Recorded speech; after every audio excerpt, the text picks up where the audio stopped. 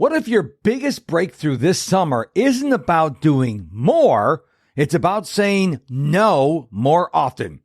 Hey there, you productivity-loving, clarity-craving, action-taking rock star. I'm Mark Struczewski, also known as Mr. Productivity, and this is part 5 of my Summer Reset series, a short, punchy collection to help you reset how you think, work, and show up this summer.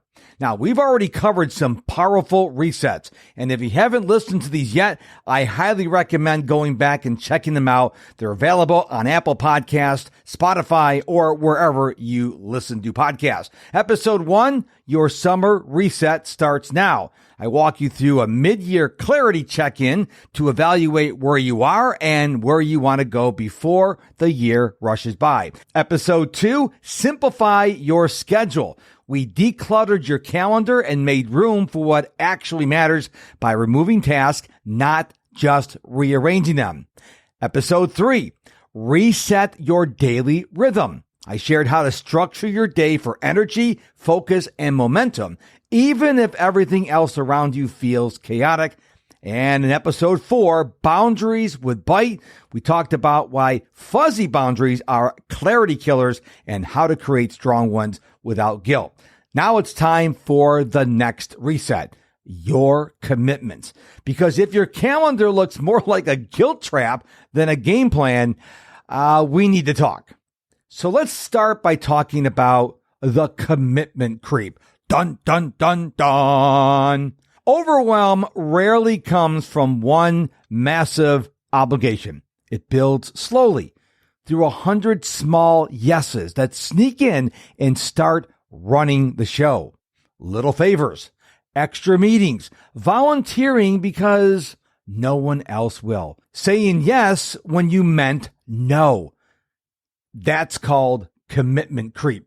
You end up juggling more than you can hold, and the things that actually matter get pushed to the edge. One of my favorite phrases, not my circus, not my monkeys. Now, if you're curious to know where that phrase came from, because I certainly did, so I had to ask my favorite AI, ChatGPT, where did that come from? Well, it turns out it's a Polish proverb that means this isn't my responsibility. And with a name like Struczewski, I'm Polish, so I resonate with that.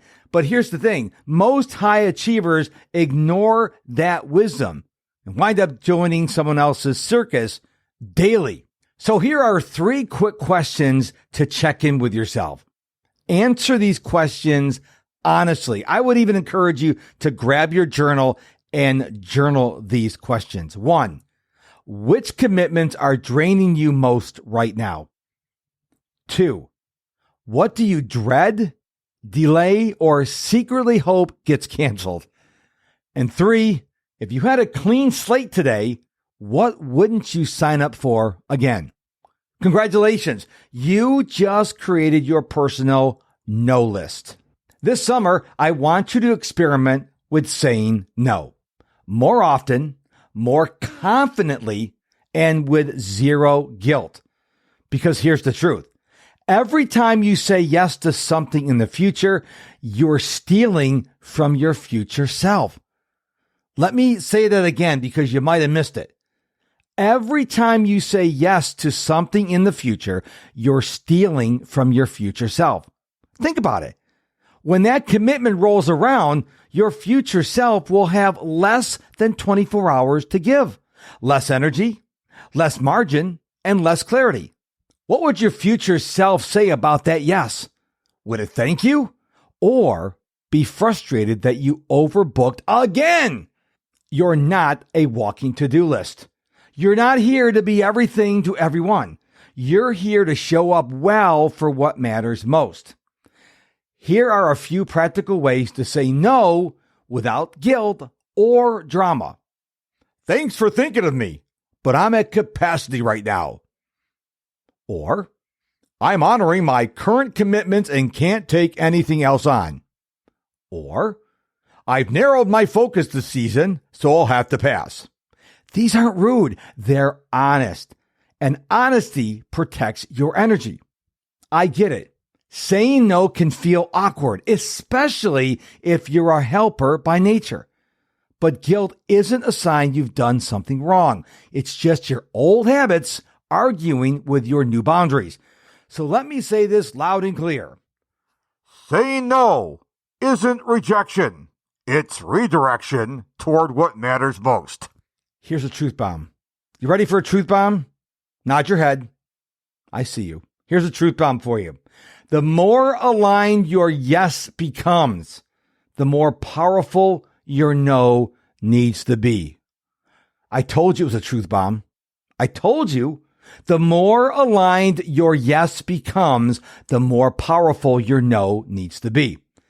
So here's this week's challenge, or if you prefer, homework. This week, not next week, not next month, not in the fall, not in a year from now, this week, I want you to say one intentional no.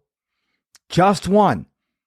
Maybe it's a favor, an event, or an obligation you keep saying yes to out of guilt. Choose one and turn it down with kindness and clarity.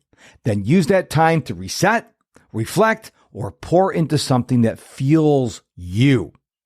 Now, if your schedule is bloated, if your focus is fuzzy, and your energy is leaking everywhere, it's time to simplify. Let's do it together. Want you to book your free 15-minute clarity sprint call with me, Mr. Productivity. The link for that is in the show notes. In just 15 minutes, we'll find your energy leaks, identify what needs to go, and set you up for a summer you can actually enjoy. Now, next up, this one's going to be fun. It's called the Joy Audit. How to discover what actually makes you feel alive and build it back into your week. Until then, protect your energy, my friend, and keep bouncing forward.